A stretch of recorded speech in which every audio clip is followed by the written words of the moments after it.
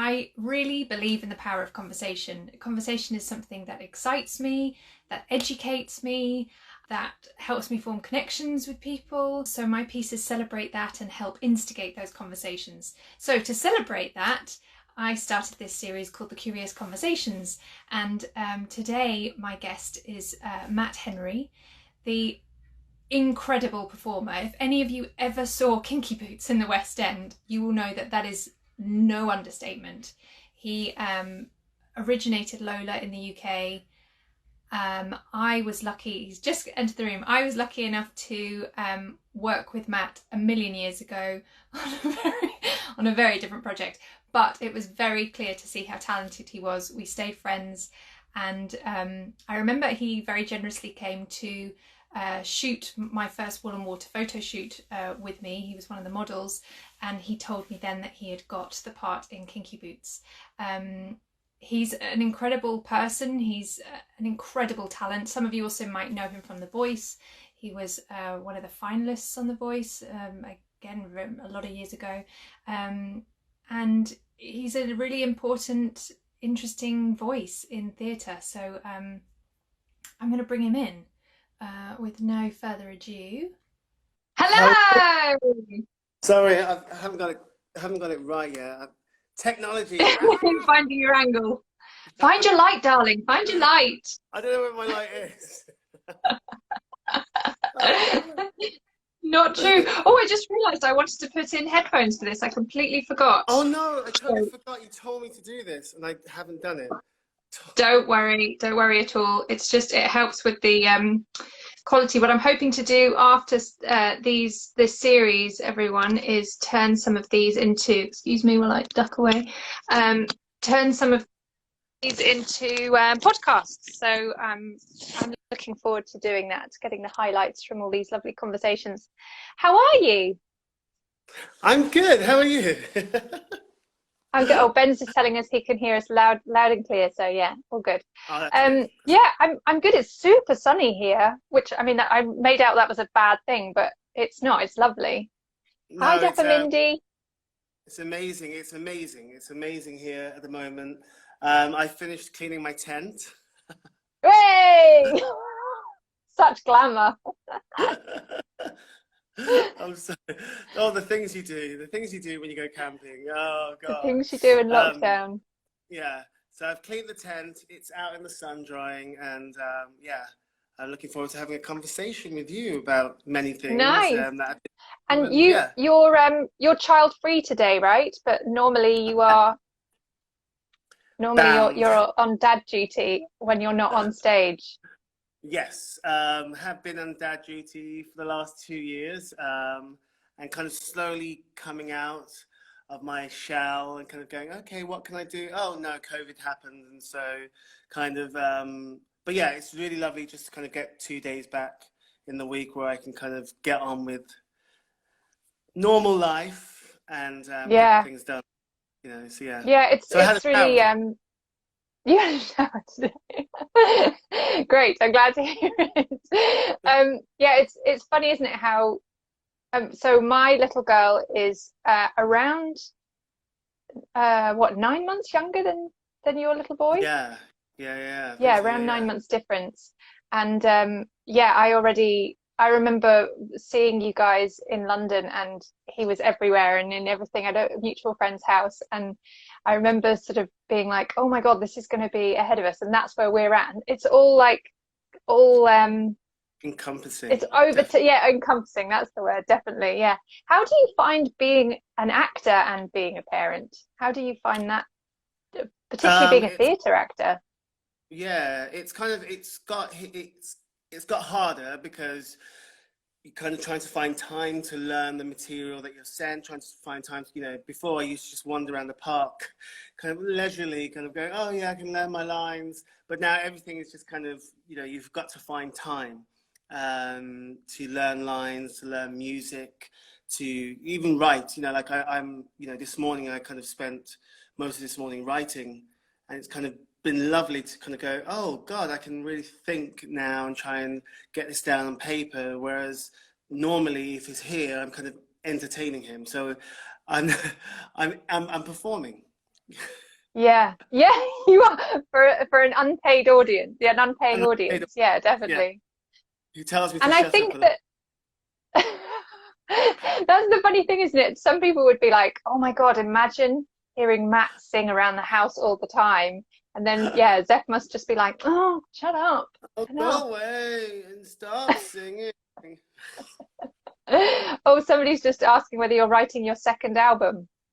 I am writing music, and I'm also writing a kind of biopic piece. So it's kind of my own music, and then it's also like through lockdown, I think I've got like 3 or 4 projects going on at the same time with various different people, kind of collaborating with them on things, and it's which is really exciting. So yes, writing my own music and also writing music for a musical that I'm kind of working on, and also a biopic kind of cabaret show that I'm trying to put together as well. So yeah, it's all good.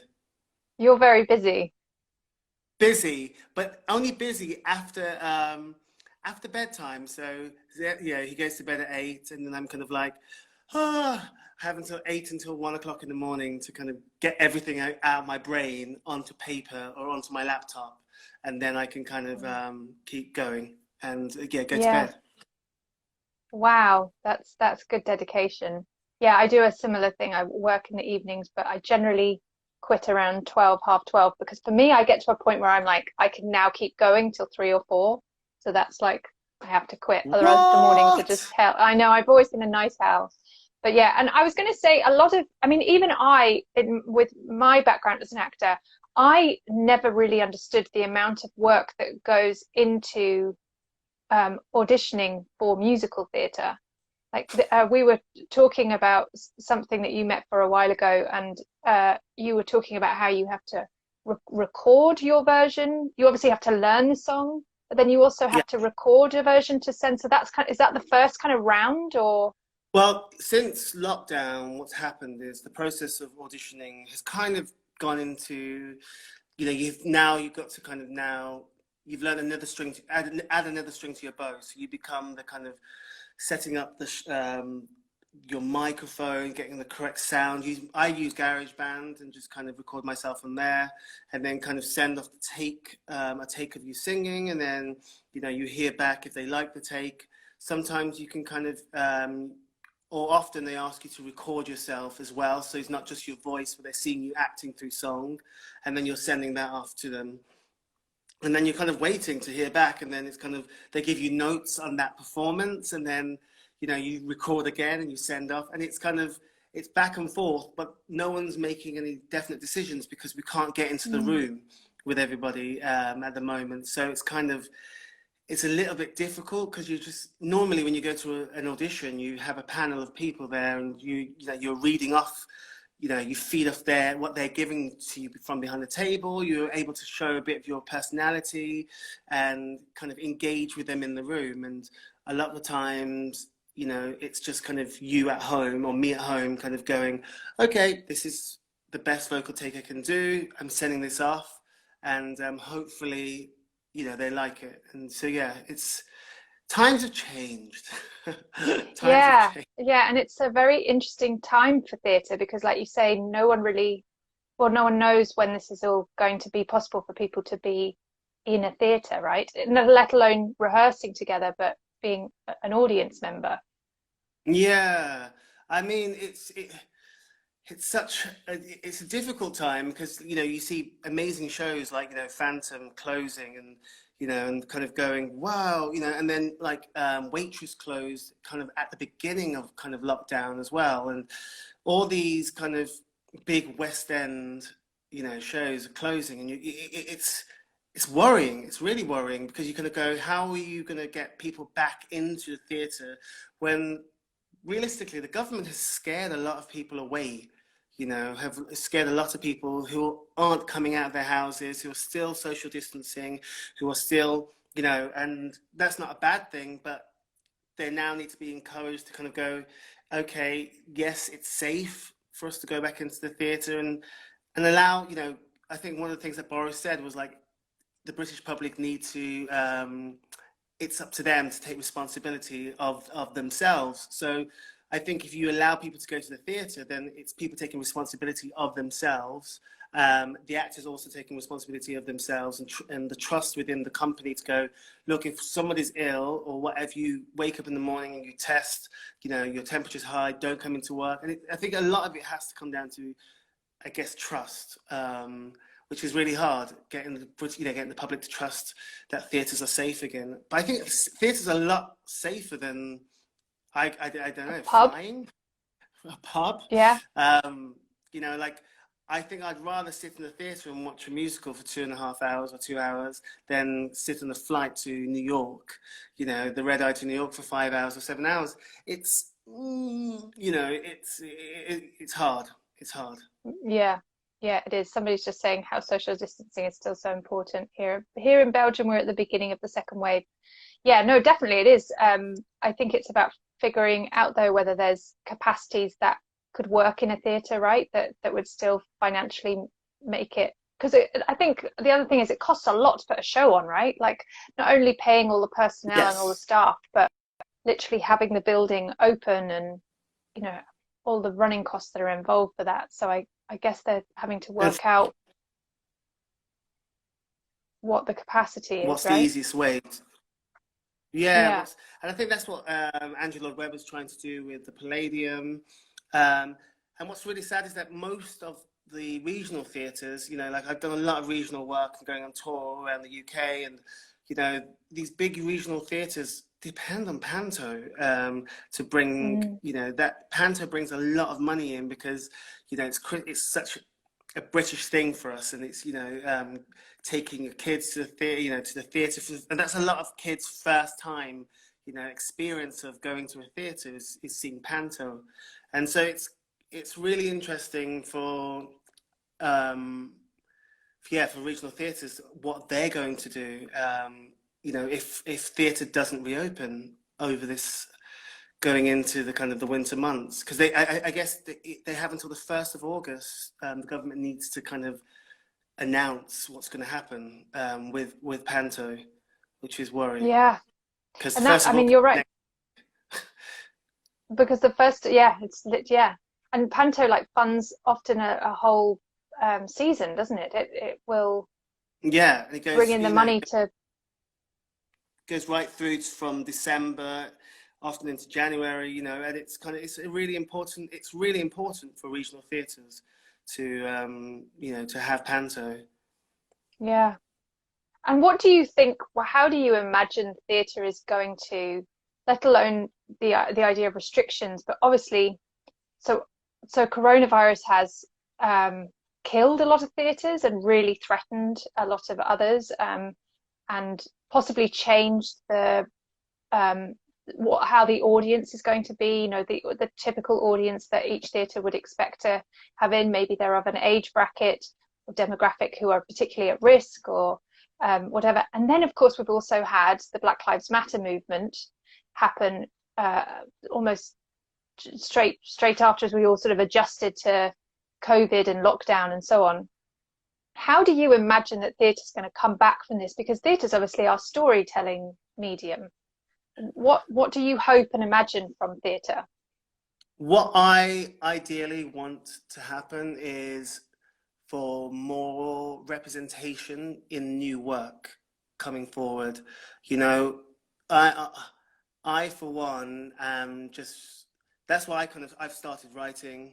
A lot of my friends have started writing, because we don't really see ourselves on stage lots of the time. A lot of us have to wait for those shows to come in which we feel we connect with and that kind of tell our story. So ideally, regardless of it being a musical or a play, I feel that what's exciting is that I know that there are people out there writing stuff at the moment, and there are people who who I've spoken to who are kind of being creative and kind of writing new stories that are relatable for everyone, but not necessarily having a kind of a Caucasian lead role. There's Indian lead roles, there's Asian lead roles.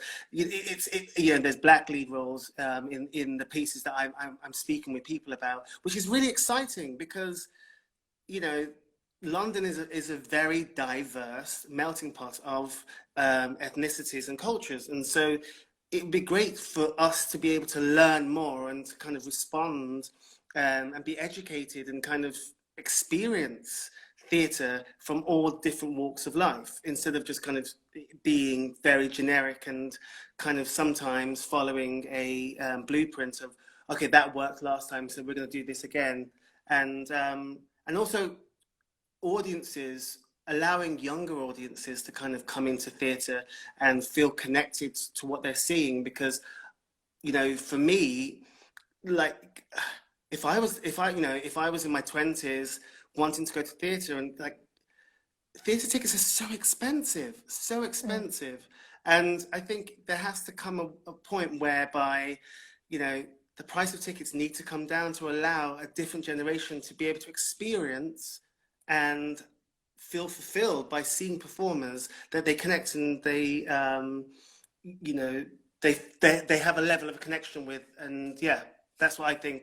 Theatre tickets need to come down, basically. Yeah, no, I completely agree with you. I mean, really the only West End shows I have been to see are, you know, with friends in, you know, like yourself or others. And because generally, you know, even for weirdly for other members of the industry, right, for other actors, unless you are working, you're not even possible. It's not possible to even afford some of the tickets yourself. So you'll support a friend, and that might be your theatre trip for the month because it was so expensive. Yeah. I like Um, what he's saying. I like what Andy Green is saying about maybe theatre tickets should be age bracket. You know, I think that would be yeah, really cool, actually, to have a bracket. You know, you have the university. Is it like the national? I mean, I used to have one concession card. I guess if you're at yeah, university, if you're a student, but then also after being a student, I was in a lot of debt. So I didn't, yeah. you know, so what about those people who are finishing university, who, you know, not necessarily students, but now trying to find work, or who are leaving performing arts college and trying to find a job to allow them to go and see the, you know, the industry that they want to be a part of. They can't afford to go. So maybe I think he's onto a good thing of saying, you know, cheaper the younger you are. Yeah, yeah, I'm down for that. I wish it was around when yeah. I was around. We'd all have some false IDs possibly though, wouldn't we? Like, no, no, no, I'm younger. I'm younger than No, this. I'm 21. Yeah. Yeah, no, but I think you're right that I mean, theatre for me is a storytelling medium. It's a very powerful storytelling medium, and it should be reflecting. It sort of struck me a lot of the conversation about, you know, the lack of education that we're all having in schools about our own country's heritage and history and colonialism and so on. Um, Andy's saying as a 38-year-old, I may be shooting myself in the foot. But it struck me that theatre is such a great way of making stories resonate with you, stay with you. I mean, I recently watched the filmed version of Hamilton, and I now know so much about American history that I would have never, you know, known because the songs keep going around in my head as well. Yeah, So to me, theatre has a responsibility to get involved in this conversation, you know, and once it can happen again, it can be yeah. a really useful way of telling some of these stories. And I think, I think that's what's so needed after going through this kind of pandemic of, you know, just feel a lot of people, you know, a lot of my friends were in lockdown by themselves, and, you know, found it very lonely. And I think, you know, and loads of people have been, I guess everyone's had different experiences, which at first I didn't realize, you know, I just thought everyone was kind of, we were all locked down together, and then you start to speak to people and everyone's got different things happening in their lives.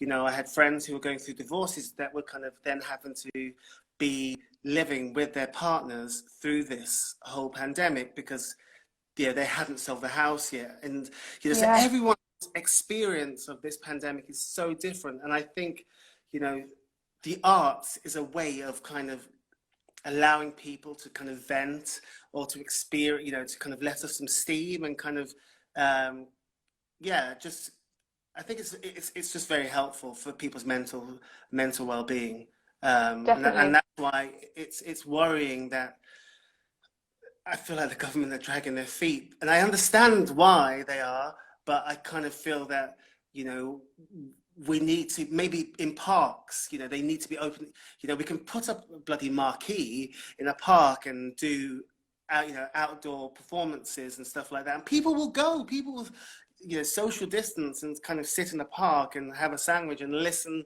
You know, there's loads of bandstands. There's a bandstand in Regent's Park, actually, and there's a bandstand in Victoria Park that I was trying to contact the council and kind of go, you should do something, you know, put on a performance there, and people can kind of sit around on the grass and just kind of hear live music and kind of feel like they're a part of Yeah. something. They're connecting, you Yeah. know, again with music, jazz, you know, opera, or any kind of music, any kind of performance. But I think it's desperately needed, definitely. Yeah. No, I agree with you for sure.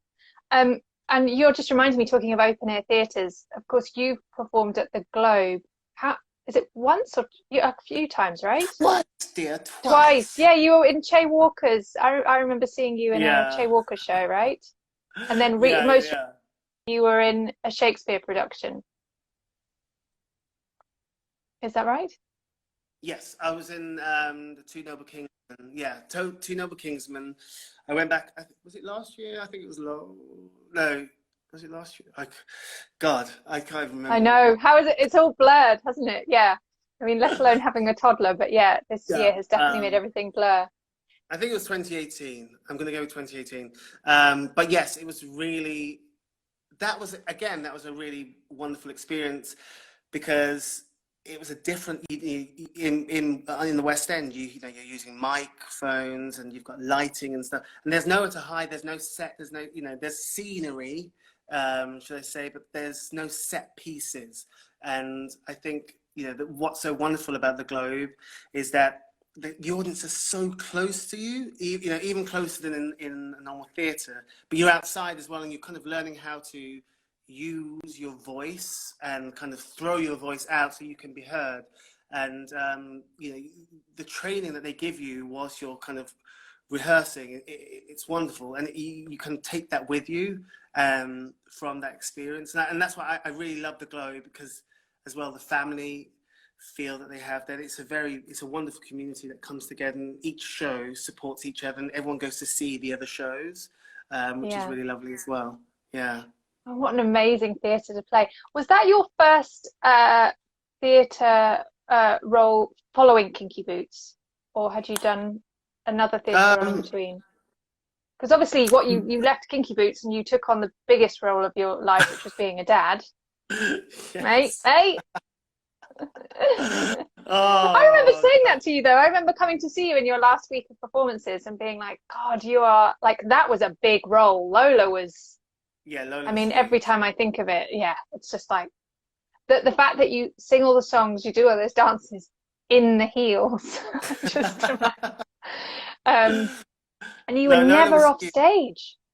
Yeah, and do you know what? I mean, it's one of the biggest roles I've ever done. It was the most demanding role I've ever done, physically and mentally, just trying to kind of keep yourself healthy, you know, and trying to kind of keep yourself safe as well, and physically fit to be able to kind of wear those heels, dance and belt out the big numbers and do the big dance routines and all in those heels. And for me, it was kind of, I learned so much from that show, that you know, stamina, kind of discipline in eating, kind of, you know, I kind of had to do this intermittent fasting, which was really weird, and I'd never done it before, because I kept finding that I didn't have enough energy to get through the shows. So therefore, I spoke to a dietitian, and they said, look, if you did intermittent fasting, if you ate a lot in the day and then you stopped eating at 4 o'clock, and then you'd fast until the next day, and then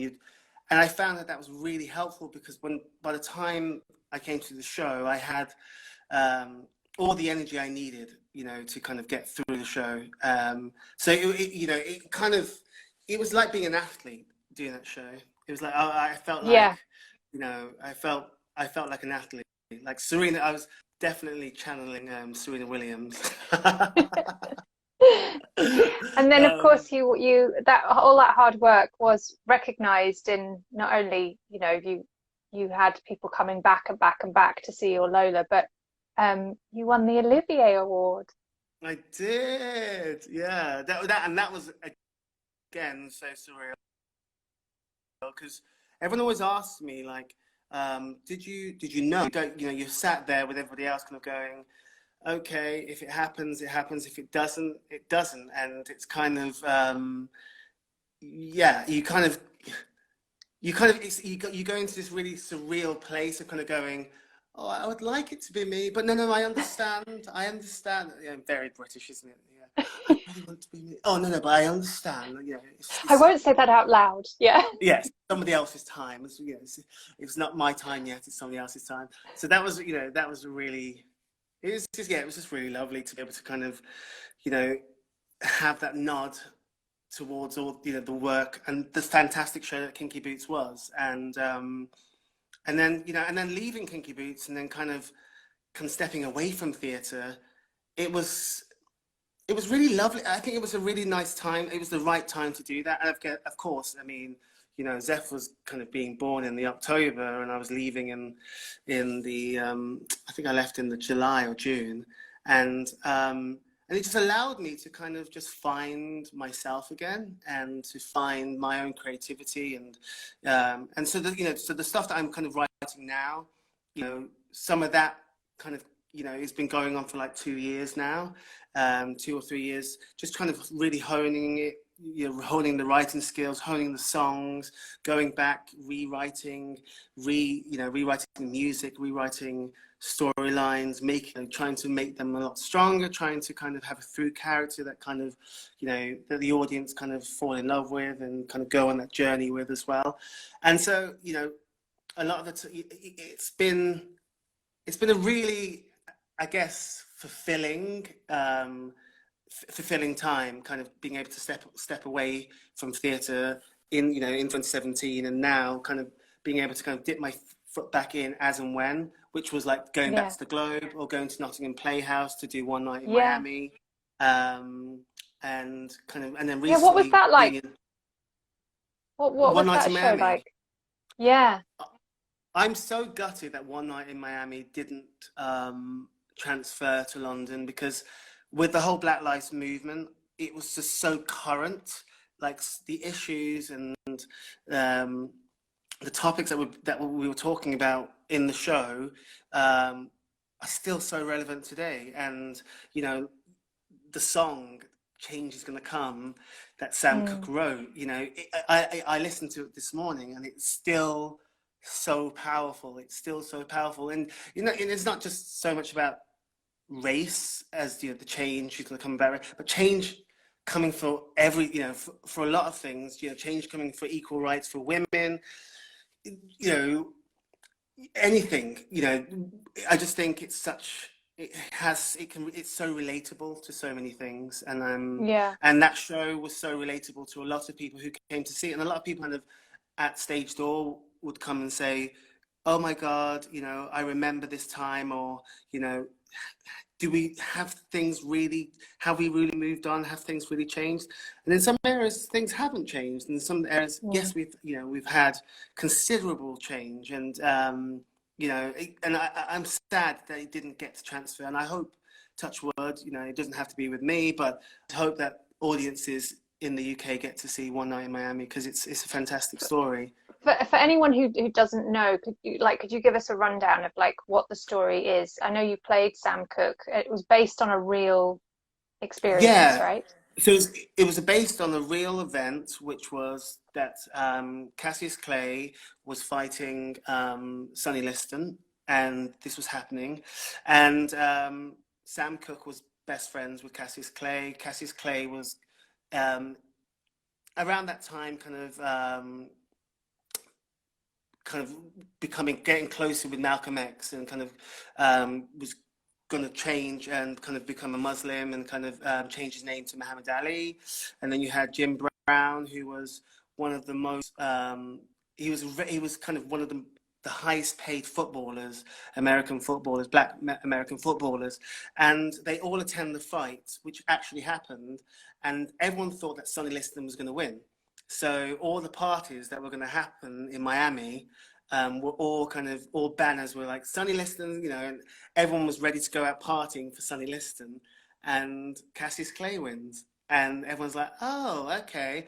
And so Malcolm X kind of says, come back to my hotel room and let's just us four have a party together. And of course, what happens in that room is a fictional event, but it's, I guess, having, you know, you've got Sam Cooke, who is kind of, you know, dipping in, he's crossing over into kind of the white America. He has the ear of white America through his music, and kind of, and I guess white America, you know, some of the supremacist people are kind of getting a bit etchy about this because, you know, he's kind of becoming friends with a lot of high-powered white people, and he's selling out to white audiences. And Malcolm X is kind of all about, you know, segregation. And he's like, no, you know, black people need to stick together. We don't need white people. So you've got these two guys, you know, one wants integration, one wants segregation. And it's, you know, and what happens in that room is, I guess, they must have talked about things, and all those things must have come out to fruition. Like, you know, Malcolm X kind of he had a big go at black artists that weren't, that were performing to black and white crowds, but keeping the crowd separate. You know, so they were making money off their black counterparts, but kind of not allowing them to have the same experience that the white audiences were having. So, and that in itself is so powerful. Like, you know, and then Jim Brown and his journey, and, you know, becoming one of the most famous footballers and well-paid footballers, and he was able to kind of transition from football into movies and the money that he was making, but always never kind of seen as equal to the other white famous footballers. They never saw him as an equal, and how he was dealing with racism in that time as well. And then you've got Cassius Clay, who's, you know, simulating to becoming join the Nation of Islam, and his journey. You know, it was such a powerful piece, and to me, it's very relevant. There are elements in that show that are very relevant to now. So yeah, absolutely. So hopefully it will get a second life, and I hope and so. more people will get to see it. Yeah. No, I do. I really do. I hope a lot of people get to see, and that's why I'm kind of really excited about the new writing that's coming out, and the friends who I'm speaking to, and the stuff that they're writing. I mean, they're keeping it hush hush, of course, but, you know, it's so exciting. It's so exciting because I guess we've all had the time. Well, I haven't really had the time, but a lot of people who don't have kids and not spinning that many plates have had time to kind of, you know, nearly 4 months to sit down and kind of go, you know, I've had this idea in the back of my mind for so long, and now I've got the time to get it out and get it on paper. And no idea is stupid, you know. Every idea, you know, you write the first draft and you go back and you read and you're like, oh my God, did I write that? What is that? You know, but it starts the conversation, and somebody else reads and they go, no, but have you thought about this? And then somebody else kind of, you know, and it's all about kind of, you know, collaborating and working with people who you trust, and people who kind of can give you constructive criticism, and which is really good. And I think I'm all about constructive criticism. So yeah. Fraser, you're all about criticism. I'll be sending you my I'm looking forward to it. Yeah. And you're right, you have to get it out, because unless you can talk about the idea, but if it's still in your head, it's only when you get it out and sort of accept, you know, right, it's going to be some ugly misshapen thing here, but only then can you actually together have conversations to shape it into what you want it to be, and what it can be. Yeah. Well, I mean, there's a wonderful talk that Michaela Cole gives on YouTube about kind of her experience about writing Chewing Gum, and the McGregor talk. Is that right? Yes. The McGregor? Yeah, I think it is that one. Yeah, I think it is that one. Yeah. And she kind of says how, like, I think she wrote like an episode like 65 times, a rewrite of an episode. And I was like, what, 65 times? And then, so what you're seeing isn't the original idea. You're seeing kind of an incarnation of so many ideas taken from different, different parts of the scripts that kind of have made the story even funnier, or kind of have given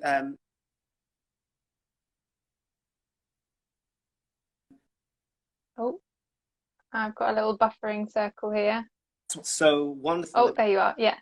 about writing is that you can kind of get,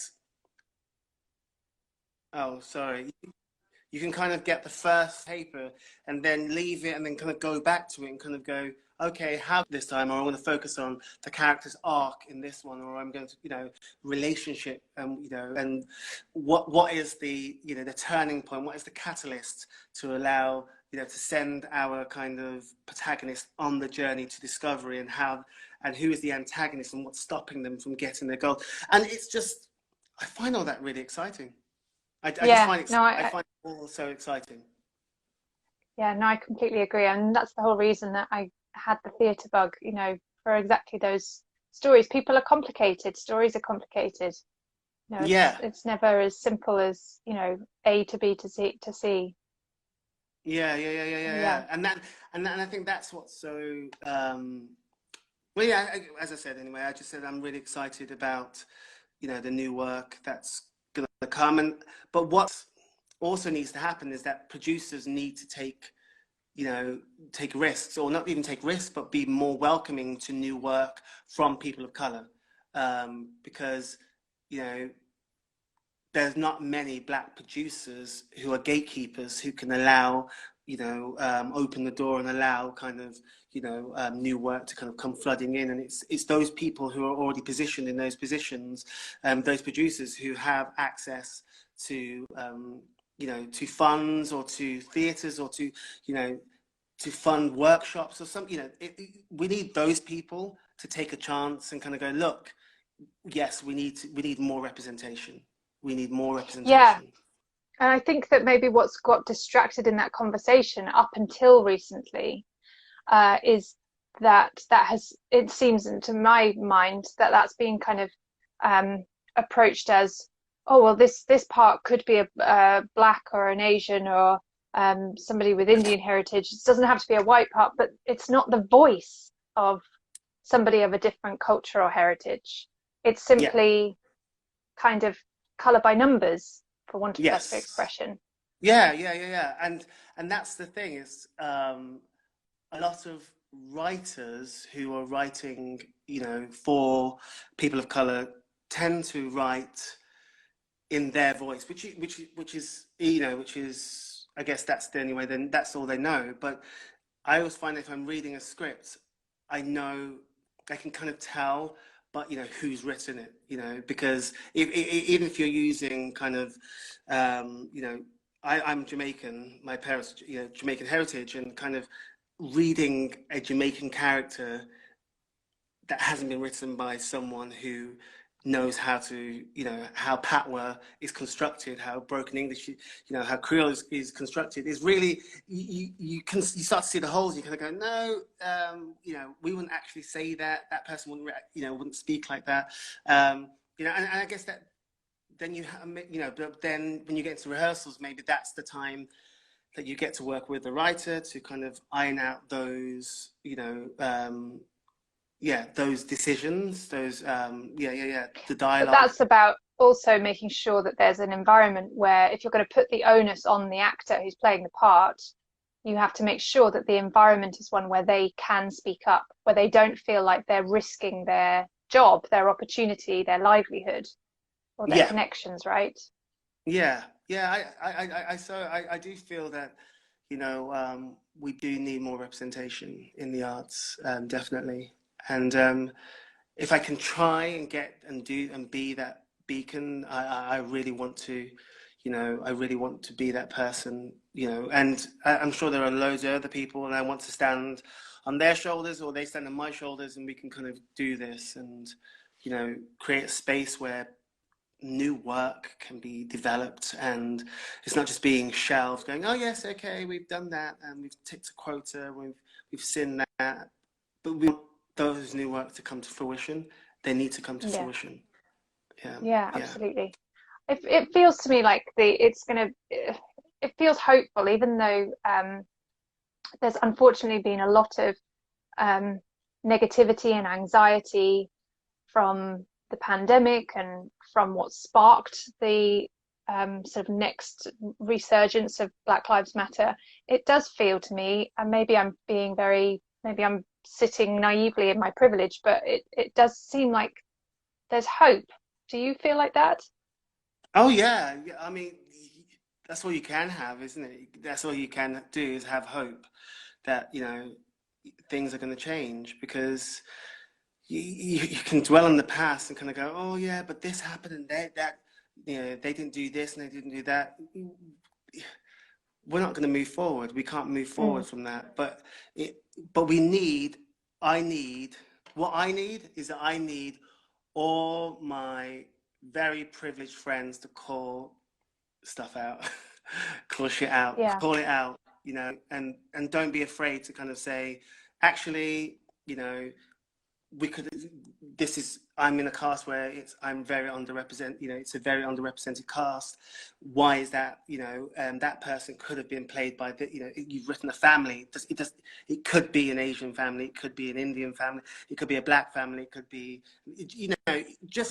we need more people to call things out. Definitely, and speak up, and don't be afraid. I think people, I think the time has gone now where we can hide behind our privilege.